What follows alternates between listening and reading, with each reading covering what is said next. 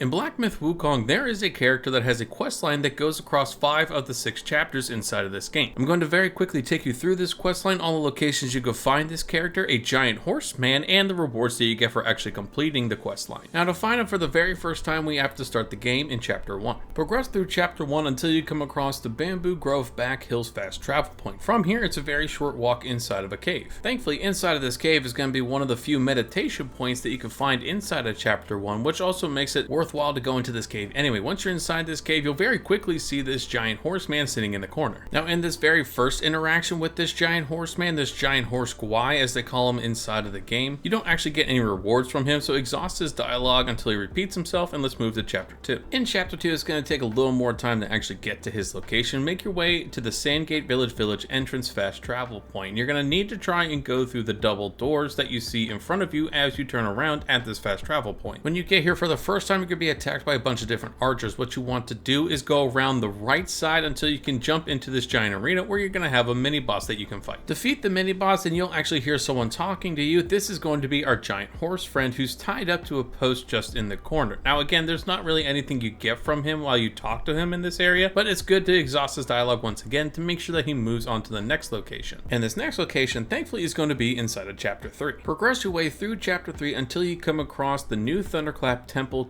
entrance. This is going to be your closest fast travel point to actually getting to the location of our giant horse friend. Now, this area is quite large and he's pretty much on the exact opposite side of this entire temple to go and interact with him, so take your time going through this area because you can get knocked down by some of these enemies very quickly. And do your best to follow the pathing that I'm showing you because again, this place is very large and you need to go to a very specific point where he's just standing staring at a Buddha statue. More specifically, you're going to see him standing on one of the pillars, and thankfully, since he's such a large character, he'll be very easy to spot once you get close to this area. Once again, you want to talk to him in this location and exhaust his dialogue. Once you actually do that, he actually give you a reward this time around instead of just talking about his past. This is going to be the Trailblazer Scarlet Gourd, which, as you can see, when the gourd is full, the first sip replenishes you to full health. So it's very useful at this point in the game, halfway through the game, and it's definitely worth using if you haven't upgraded your base gourd yet. So now that you found him in Chapter 3, let's move on to Chapter 4. And his location in Chapter 4 isn't exactly near any fast travel point, though it is after a very major boss inside of this chapter, so I don't want to spoil that for you. Just know that his path and hidden location is set along the main path. You'll actually see him hidden inside of a cocoon, just like all the other spiders and different enemies you'll interact with inside of Chapter 4. Again, your first time going through Chapter 4, he is literally going to be impossible to miss because there's going to be a giant cocoon that starts talking to you.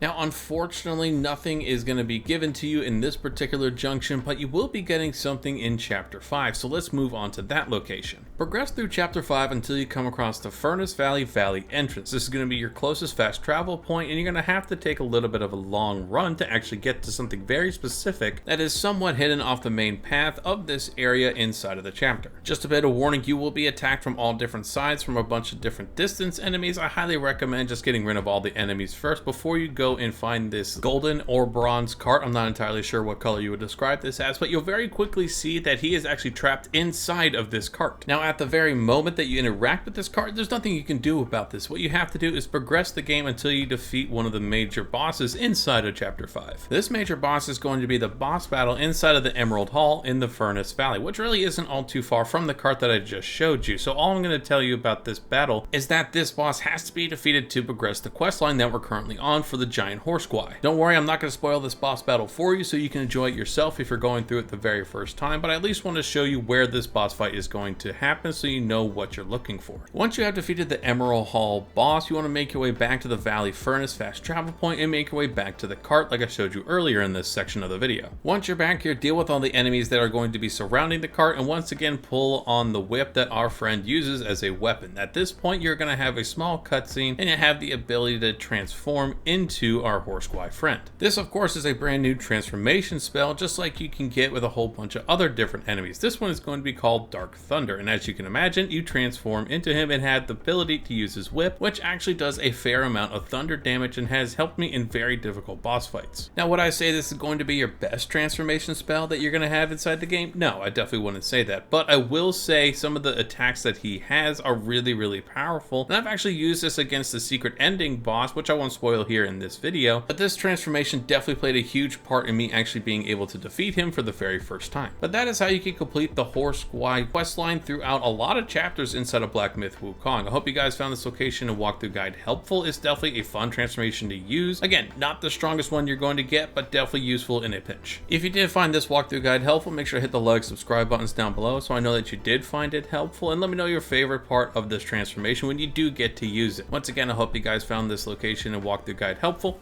I'll catch you in the next video.